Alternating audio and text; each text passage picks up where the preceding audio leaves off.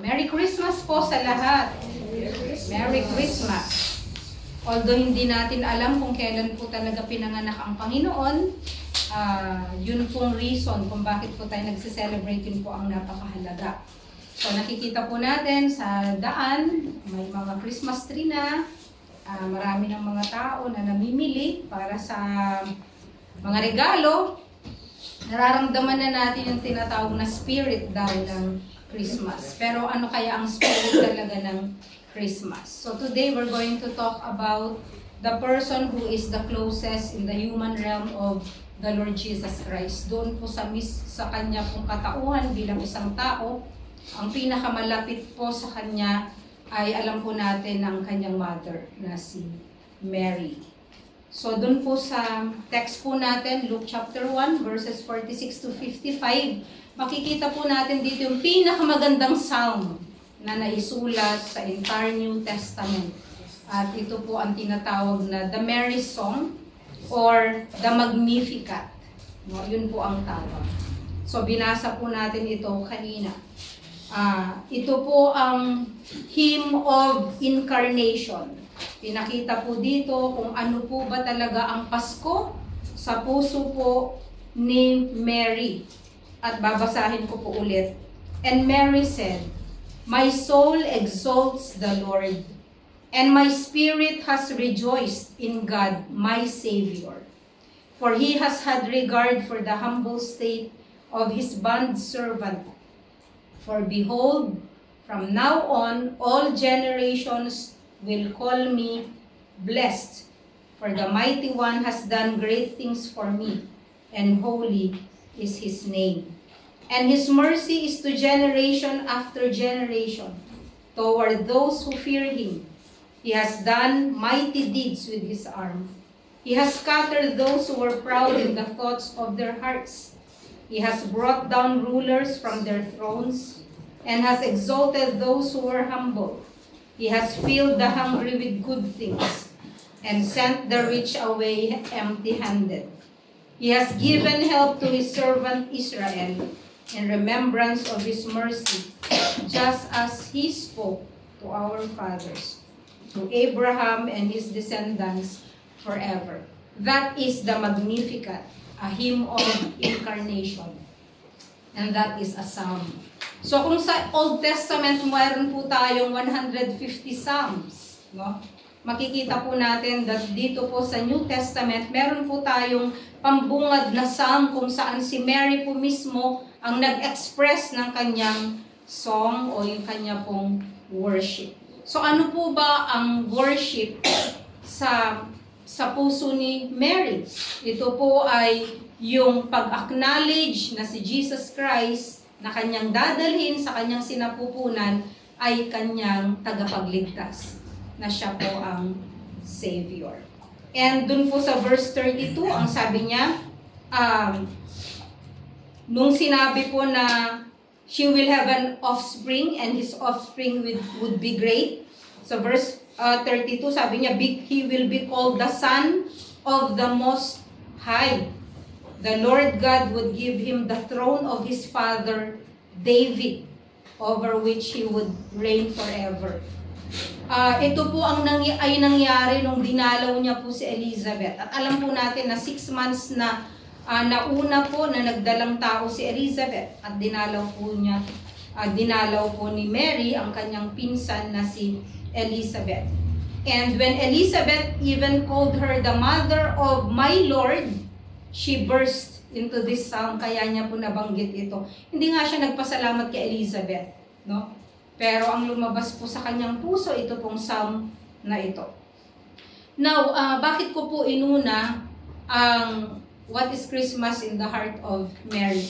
Kasi po tomorrow is December 8th.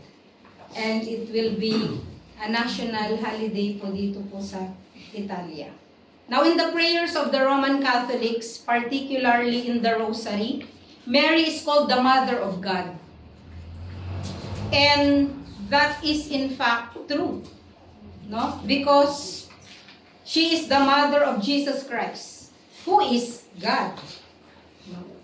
But you have to understand that she is the mother of God, not in the sense that Jesus derived any divine characteristics from her. He did not. Ang nakuha lang po ni Jesus Christ ay dahil siya ay tao. Yun lang po at wala na pong iba. No? So, ang nakakalungkot, because of this, because God has chosen Mary for this mission. Ano yung mission na yon? Na siya yung magdadalang tao at siya po ang manganganak para po sa Panginoong Hesukristo, para po siya ay magkatawang tao. Nagkaroon po tayo ng tinatawag na Mary cult. I call it Mary cult because that is the perversion po ito ng Christmas time. No? Maraming perversions ang Christmas time. At isa na po itong perversion na ito, and actually, yung pong faith natin, because we belong to the Protestant. The dalawa lang. Kung hindi ka Protestant, kung nag-ugat ka dun sa naniniwala ka kay Jesus Christ, the difference among between the Roman Catholics and the Protestants is this. Na ang Catholic po ay ang principale, yung main, yung pinaka mas mataas po ay si Mary. Why? Kung galing po kayo sa Roman Catholics, which ako po ay nanggaling magmula nung bata ako, alam nyo po yung doctrine about Mary. The Roman Catholic Church has decreed 5 unalterable, fixed, unchanging doctrines in the Roman Catholic Church about Mary. At yung iba sa inyo, hindi ko alam kung alam nyo po ito, pero ito po yun. Number 1, the Immaculate Conception of Mary. So, alam po natin to kasi December 8 nga po bukas eh. Akala ng iba, ang Immaculate Conception is pinanganak ni Mary si Jesus Christ, no? Na siya ay malinis. Pero hindi po yun. The doctrine of Immaculate Conception is a Catholic dogma stating that the Virgin Mary, from the first moment of her own conception, was preserved free from all stain of original sin by God's special grace through the foreseen merits of her Son Jesus Christ, making her a pure vessel for God's incarnation. And this belief was officially defined by Pope Pius IX in 1854 and is celebrated annually on December 8. Kaya po bukas, Immaculate Conception. Nagse-celebrate tayo, masaya tayo kasi holiday. No? Pero I hope, hindi dahil pinagse-celebrate po natin ang Immaculate Conception. No. It doesn't mean that she immaculately conceived Jesus Christ. It means that she was immaculately conceived by her mother. And thus, she is free from the original sin coming from Adam and Eve. Yun po ang ibig sabihin nun. So, ano pong sinasabi ng Bible? Kasi we believe doon po sa supremacy and the authority of the Bible. Kaya ano pong sinasabi ng Bible? Ang sabi ng Bible, Romans 3:10. We know that. Walang matuwid, wala kahit isa. No? Romans 3:23, for all have sinned and fall short of the glory of God. Pangalawang doctrine po ng Roman Catholic Church is the sinlessness of Mary. No? That she lived her entire life and never sinned. Again, uulitin ko yung sabi ng Romans 3:10 at Romans 3:23. Hindi po siya sinless. Kasi walang tao na sinless kundi ang Panginoong Hesukristo. Pangatlong doctrine, the perpetual virginity of Mary. That she never knew a man all her life long. She was a perpetual virgin, thus preserving in their system something of the singular purity and untouched. Ano pong sinasabi ng Bible? Marami. Ang sabi po sa Matthew 1:25, but kept her a virgin until she gave birth to a son and he named him Jesus. Ibig sabihin, naging virgin lang siya hanggang doon po sa ipinanganak niya ang Panginoong Hesukristo. Matthew chapter 13, 55 to 56, ang sabi po dito ng mga tao, hindi ba ito yung anak ng karpintero? Is not this the carpenter's son? Is not his mother called Mary? And are not his brothers James and Joseph and Simon and Judas? And are not all his sisters with us? Mark chapter 6 verse 3, inulit po yun. Is not this the carpenter, the son of Mary, and brother of James and Joseph and Judas and Simon? And are not his sisters here with us? So, ibig sabihin, meron po siyang mga naging kapatid. And at least 2 sisters. Kasi hindi binanggit ang pangalan ng sisters. Kasi nga, noong unang panahon, di ba, mas prominente ang pangalan ng mga lalaki. Pero dahil plural, so, iniisip natin na hindi lang po isa ang kanyang sister. And then, John chapter 2, verse 12, mentions Jesus' brothers going to Capernaum with him. And Acts chapter 1, verse 14, mentions Mary, the mother of Jesus, and his brothers praying with the apostles. So, ibig sabihin, hindi po siya perpetual virgin. Pero isa po yan sa doktrina ng Roman Catholic, exalting Mary as a perpetual virgin. Kaya nga ang tawag sa kanya, Blessed Virgin Mary. Okay, nandun ako sa blessed, pero virgin, hindi po siya perpetual virgin. And of course, nandun rin po yung ating respeto sa kanya, because she was the chosen one of God, pero gusto po nating itama kung ano po ang itinuturo po ng Biblia. Pang-apat na doctrine is the doctrine of the Assumption of Mary. Alam niyo to, no, yung mga Catholics? The Assumption of Mary, or the bodily ascension of Mary into heaven. Yung parang nangyari kay Jesus Christ, na He ascended into heaven, bodily, no? So this doctrine was officially defined in 1950 lang. 1950. Doesn't definitively state whether she died a natural death first or was raised without dying. Basta po, ang doctrine na ito ay nagtuturo na umakyat po siya sa langit, no? In bodily state. Ano pong sinasabi ng Bible? Ang sabi po ng Bible, lahat ng tao ay mamamatay, di ba? And the New Testament provides no account of Mary's death. Wala pong provide. I don't know how, pero ginamit po ito ng Roman Catholic system na sabihin na si Mary po ay umakyat sa langit.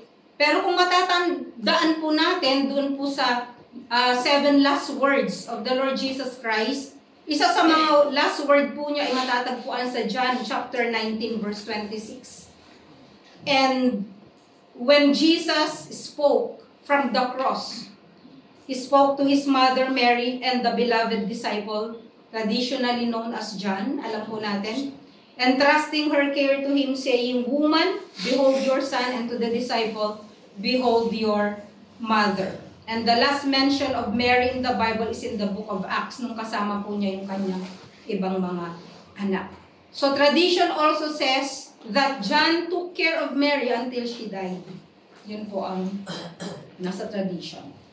And the fifth doctrine po ay the coronation of Mary as the Queen of Heaven. If you are praying the rosary, alam niyo po ito. Doon po sa tinatawag na doon po sa rosary, tapos meron po tayong Hail Holy Queen, Mother of Mercy, Hail our life. If you memorize that, I memorize that. Kaya baka mag-pray ako dito, no? So, meron tayong tinatawag na litany about Mary, kung sino siya. Ang sabi doon, she is ganito, ganyan, madami talaga, no? Making her equal to God. Yun pong description sa kanya sa litany. Kaya kung nagpipray po kayo ng rosary, you are exalting Mary in the position of the Godhead, Father, Son, and Holy Spirit, making her the fourth. Kung meron man tinatawag na ganoon. So dito po, ang resulta po ng 5 doktrina na ito, yung tinatawag na miracle.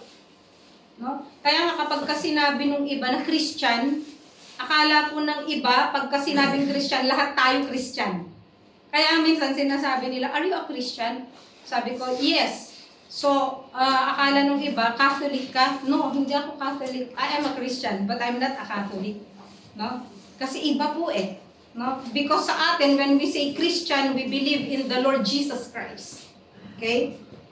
Ang Catholic, marami po silang mga concocted, I use the word concocted, doctrines na in opposition.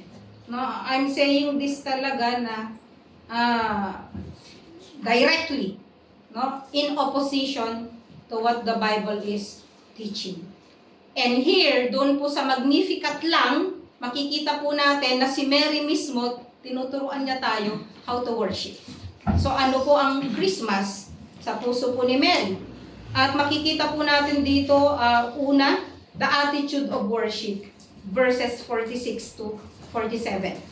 And Mary said, my soul exalts the Lord, and my spirit has rejoiced in God my Savior. So una, ano po ang worship? It is internal. Nag-uumpisa po ito sa spirit, no? Nag-uumpisa po ito sa loob, no? Our soul, our spirit.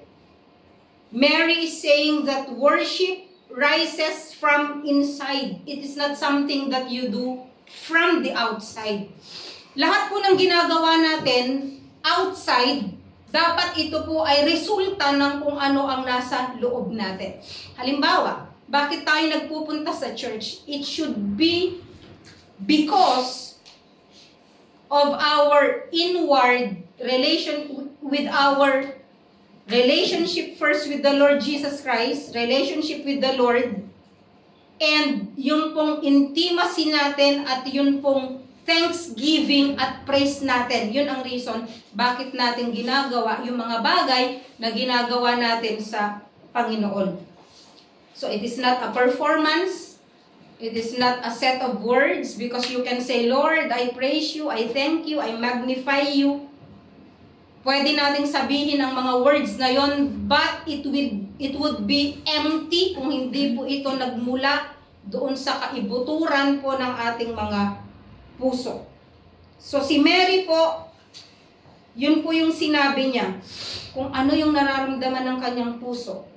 All that the heart can feel, she feels. So yung pong worship is not just coming to church. Hindi lang yung, sinabi ko hindi lang, no? Hindi lang yung pagpunta sa church. It is not just singing the hymns. Kasi pwede kang magsalita nun, ay umawit ng worship song. Kaya nga minsan may mga nagsasabi na, nagwo-worship ako magmula sa bahay hanggang sa work, or nagwo-worship ako lagi. When in fact, ang ibig lang niyang sabihin ay kumakanta siya. Okay? Na kumakanta siya or nakikinig siya ng worship song, that's different. Kung yung pag-awit mo, okay, that's outward or external, ay nagmula doon sa puso mo, then that is worship. At ang worship ay hindi lang yung pagpunta sa church or every Sunday lang, kundi yung buhay po natin every day is worship, no? Hindi lang po yung pakikinig ng sermon kapag ka Sunday. It is not just giving our tithe and offering, kasi you can also give your tithe and offering without the heart of worship. Diba? It is not carrying out a ritual kagaya po ng Lord's Supper. We can just take or have the Lord's Supper without the heart. No? So lahat po ng mga ginagawa natin sa church at ginagawa natin sa ating buhay, it should be because of our heart of worship. Kasi kung hindi, wala pong halaga. Yun pong ginagawa po natin. Pangalawa, hindi lang po siya internal, kundi it is intense. Bakit intense? Notice, sabi niya, my soul magnifies the Lord.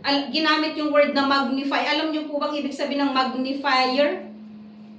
Yung magnifying glass? pinapalaki niya po yung word kasi na exalt, ginagamit din po yung magnify.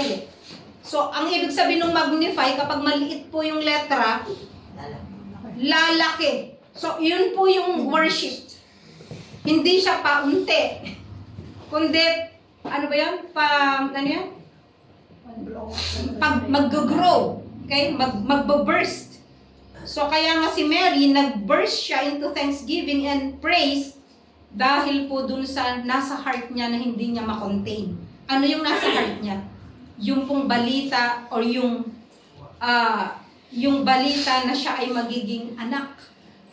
Siya ay magiging ina ng Diyos. Hindi yun makontain ng kanyang puso. So, lahat po ng ginagawa natin, those should be the effects of our worshiping heart.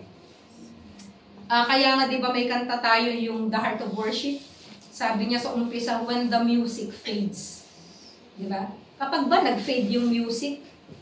Kasi akala nung iba, pag kumanta ka lang, that's it. Kapag ba yung music nag-fade na at lahat wala na, naiwan na, andun pa ba yung heart of worship? So the true worshiper is the one whose heart is devoted and the one whose heart is overflowing. It comes from deep down inside and it therefore goes on all the time. So hindi lang po siya intense, kundi number 3, it's habitual. Kasi po present tense, my soul exalts or magnifies. It is a continuous action, present tense. If you worship only on Sunday morning, or on Christmas season, or any other special events, then hindi mo naiintindihan kung anong ibig sabihin ng worship. If you worship only when everything is going well sa buhay mo, pero kapag ka malungkot ka, or meron kang pinagpipray na hindi binibigay, at hindi ka makapag-worship, no, I'm not saying going to the church, but hindi ka makapag-worship, mag-praise sa Lord, makapagpasalamat sa Kanya, then hindi mo naintindihan kung ano ang worship. Kasi, fluctuating circumstances should not define your worship. Kasi yung iba, ang saya-saya, punta sa church, excited. Praise the Lord, hallelujah, ang buti ng Lord. Kasi, malusog siya. Wala siyang nararamdaman. Hindi siya nakaratay. Marami siyang pera. May tip siya sa amo. Mayroon siyang work. Siyempre, mag-worship ka, magpe-praise ka. Pero paano pag wala? Paano pag lahat na lang ng hinihingi mo sa Lord? Wala. Ang tagal mo nang nagpe-pray? Wala. Tapos, masama ang pakiramdam mo. Inuubo ka, sinisipon ka. Yan. No? May mga nararamdaman tayo. Can we still say, thank you, Lord? Kaya nga sabi, in everything give thanks. Can you still say, thank you, Lord?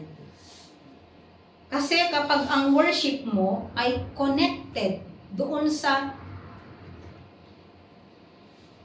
nararamdaman mo, yung state mo sa ngayon, then hindi mo naiintindihan kung ano ang true worship.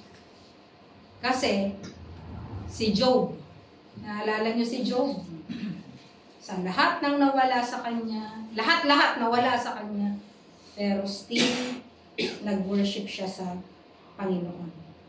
Bakit? Because true worship fixes on something or someone who never change. Who never change. The Lord God. Siya ay hindi nagbabago. Nagbabago yung sitwasyon natin sa buhay. Minsan masaya tayo, minsan hindi. Minsan may problema tayo, minsan wala tayong problema. Nagbabago. Pero ang worship po kasi ay nakatuon sa Diyos na hindi nagbabago. Hindi po siya nagbabago sa atin. Kahit na anong mangyari. God never changes, His covenant never changes, our future never changes, the Spirit never leaves us. He never leaves us, nor forsake us. Within the soul, because that which is spiritually true is unchanging. Unchanging po ang Panginoon. Pang-apat, it is humble. True worship only comes from a humble heart. A humble heart is a heart that has no thought of itself. Hindi mo iniisip. Kaya nga sabi ng isang kanta, let's forget about ourselves and magnify the Lord and worship Him. Ibig sabihin, when you magnify the Lord, you forget about yourselves. Kalimutan mo yung tungkol sa sarili mo. Pride is the worship of self. And it competes with God. And if you are not thankful, ibig sabihin, meron kang pride. Hindi ka marunong magpasalamat sa Diyos sa kung ano ang meron ka, then therefore, ang worship mo ay nakafocus sa'yo. Remember, yung sa worship po, it's not all about us. It's all about Him. Okay? Yun pong ginagawa ng pride, kapag hindi sinagot ng Diyos yung panalangin, nagtatampo sa Diyos. Merong feeling of entitlement. But remember, we are not really entitled to anything. Wala tayong, binigyan na nga tayo ng buhay, ano pang hinihingi mo?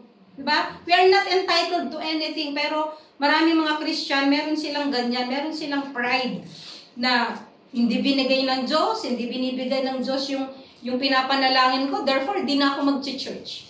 Di na ako mag-serve. Di na ako magbabasa ng Bible. Okay? Gawin mo yon pero ikaw ang lugi. Diba? Kasi pride yon. Okay? Pride also remembers all wrongs done to it. Pride wants to strike back when it is offended. Pride wants to retaliate.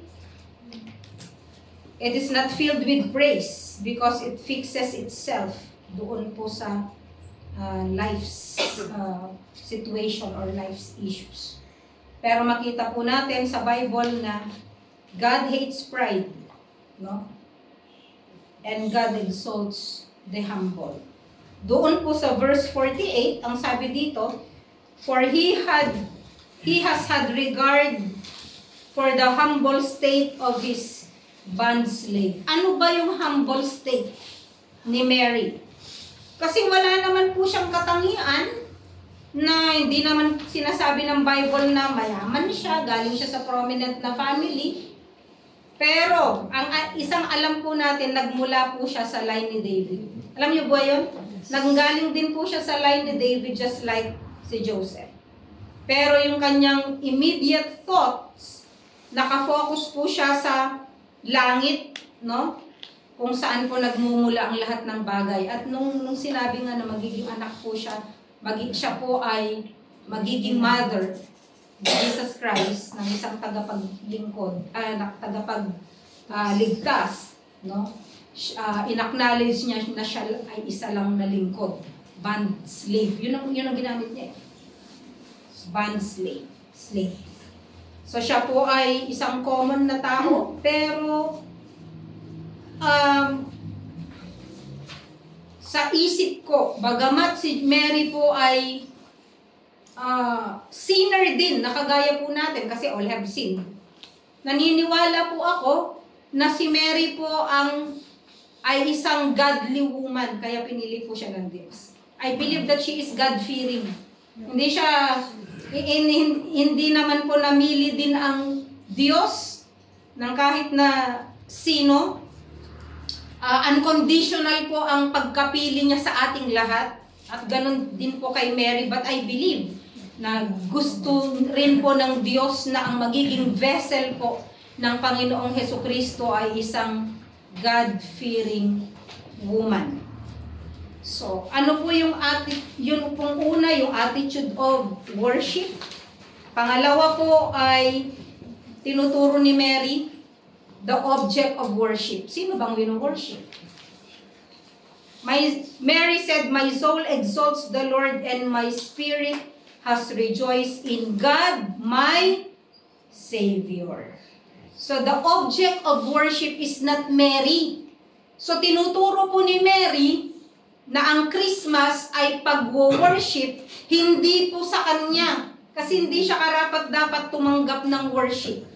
Ang sabi niya, my spirit has rejoiced in God, my Savior. No? So, ibig sabihin po, ang object ng worship dapat natin, hindi si Mary, kundi ang Diyos. No? Sabi sa Luke 4:8, it is written, you shall worship the Lord your God and serve Him only. At ang sinasabi po doon ay ang paglilingkod o ang pag-worship ay sa Diyos po lamang. So worship is limited to one being. Alam po natin, God. And of course, we believe in the Trinity, God the Father, God the Son, and the Holy Spirit. 1 Timothy 1:17 says, to the King eternal, immortal, invisible, the only God, be honor and glory forever and ever. Amen. And that is the center of true worship.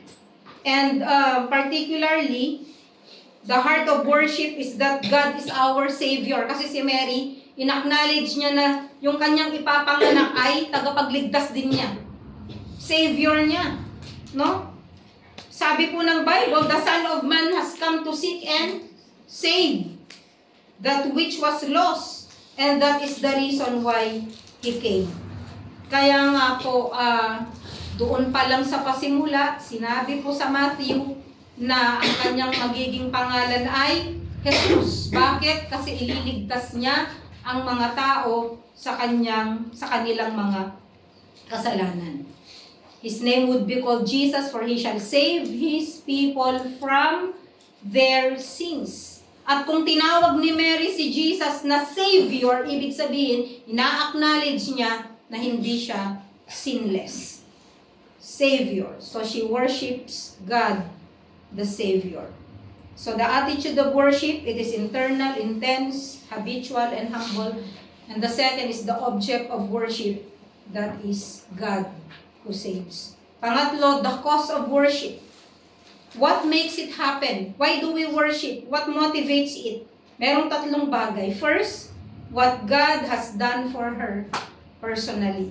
So, ganun dapat ang magmo-motivate sa atin bakit tayo nag-worship. Kung ano ang ginawa ng Diyos sa buhay natin. Diba? Kaya tayo nagpupuri at nagpapasalamat sa Lord. Kaya natin sinasabi, Lord, napakabuti mo talaga. Lord, napakabuti mo talaga.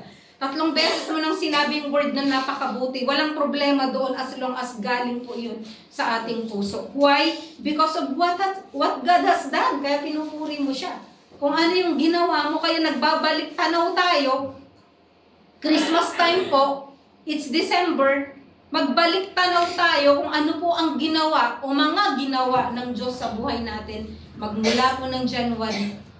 Kung ayaw nyong balikan mula nung pinanganak kayo, kahit itong taon lang na ito, balikan nyo anong ginawa ng Diyos, January of 2025 hanggang December ng 2025 at makikita nyo, mapupuno po kayo ng pagpupuri at pagpapasalamat sa Panginoon. And doon po sa verse 48, in the middle of the verse, for behold, from this time on, all generations will count me blessed. Why? Because sabi niya, the mighty one has done great things for me and holy is His name. Ano yung great things? Parang sinasabi ni Mary, hindi ako makapaniwala na ako ang pinili sa lahat ng mga babae. Ako ang pinili na magdala ng anak ng Diyos. Diyan po nag-uumpisa ang worship. If you know and if you are really thankful for all the things that God has done into your life, yun po, doon po nag-uumpisa ang worship. The motivation of worship, the cause of worship. Una, kung ano yung ginawa ng Diyos sa iyo personally. Pangalawa, worship rises not only from what the Lord has done for her, but what He has done for others. Diba, minsan pag may answered prayer sa kalagitnaan po natin, we say, praise the Lord, na pinagaling ka niya. So, hindi na ikaw, kundi sa iba. No, kunyari, ay, praise the Lord, nagbalik loob siya sa Panginoon. Praise the Lord, gumaling siya. Praise the Lord, iningatan siya. Praise the Lord, binigyan ako ng mabuting pamilya ng Diyos. So, praise the Lord sa lahat po ng bagay. No? What the Lord has done not only to you personally but also to others. Bakit? Kasi ang sabi niya sa verse 50, and His mercy is upon generation after generation. So, bawat generation alam niya na ang Diyos ang kumikilos at ang Diyos ang kumilos. And Mary, although tinanggap niya ang pinakamalaking blessing, she realizes that the blessings of the Lord is not just for her, but for every generation mula noon hanggang ngayon, hanggang sa susunod pang mga henerasyon na darating. At pangatlo, she worshiped because of what God does for His own. For His own. Ano yung own? Israel. Ano ang present? For us. We are the present Israel. Okay? Hindi tayo kagaya ng Israel, no? Iba pa rin tayo. Pero we can still claim this, no? That we can worship because of what God has done, no? Una sa Israel, kung anong ginagawa ng Diyos sa Israel. And there's a recitation doon po sa verses 51 to 55. Yun pong Magnificat niya, napakahaba. A recitation of all that God has done for the nation of Israel. Yung binasa po natin kanina. So ito po yung tinuturo po sa atin ni Mary kung paano po mag-worship. This Christmas. So para po kay Mary, ang Christmas po ay worship. Kasi maraming meaning ang Christmas, di ba? Pag tinanong mo, what is Christmas?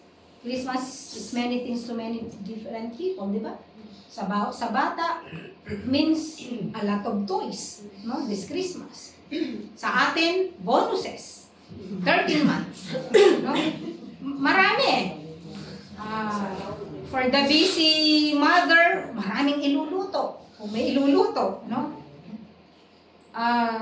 Pero alam po natin na ang meaning po ng Christmas ay giving, di ba? Pero kay Mary, ang meaning po ng Christmas sa kanya ay worship.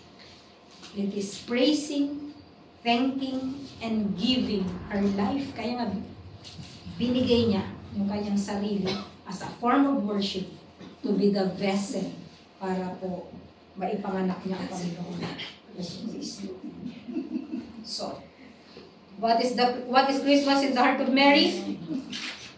For her to receive worship? Definitely not. But for us to worship the Savior, the coming of the Savior.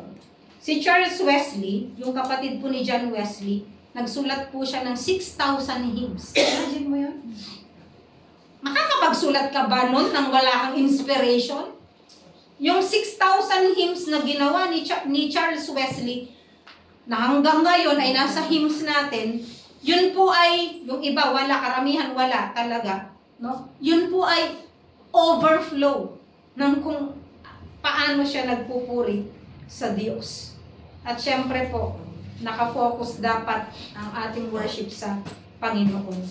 And my favorite na Christmas song, and maybe the best na sinulat po ni Charles Wesley, Hark the Herald Angels Sing. Bakit? Theologically, very sound and correct about the Lord Jesus Christ. Shall we pray? Heavenly Father, we thank you for this day that you have given us. Thank you, Lord, for Christmas. Thank you for the life of Mary. Lord, although she taught us and she teaches us how to worship and who should be the object of our worship, we respect her, Lord, because she is your chosen vessel. And Lord, thank you, Father God, for our Lord Jesus Christ who died on the cross for our sins. And thank you, Lord, for Christmas reminding us that our Savior is born. Thank you, Father God, for this time. And thank you for blessing each one. In Jesus' name, amen.